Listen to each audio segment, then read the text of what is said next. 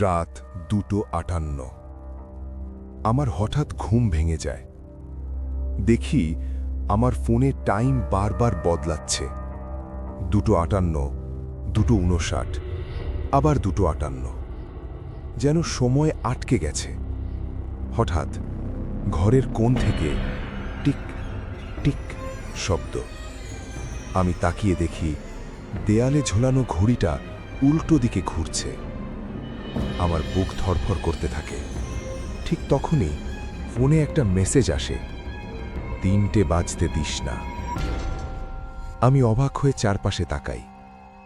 কেউ নেই, কিন্তু ঘড়ির কাঁটা দ্রুত 3টের দিকে এগোচ্ছে, উল্টো দিকেই।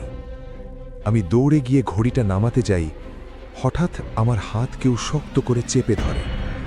কেউ নেই, কিন্তু চাপটা স্পষ্ট।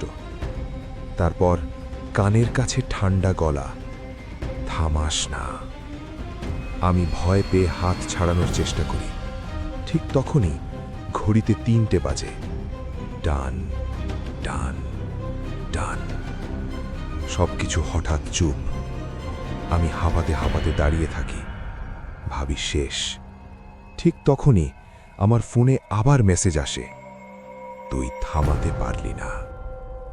ধীরে ধীরে আমি অনুভব করি ঘরের ভেতর আর একজন শ্বাস নিচ্ছে, কিন্তু সে আমি না। পরদিন সকালে ঘড়িটা ঠিকই ছিল, সব স্বাভাবিক। শুধু একটা জিনিস আলাদা, ফোনের গ্যালারিতে একটা নতুন ভিডিও। আমি ঘুমিয়ে আছি, আর আমার পাশেই কেউ দাঁড়িয়ে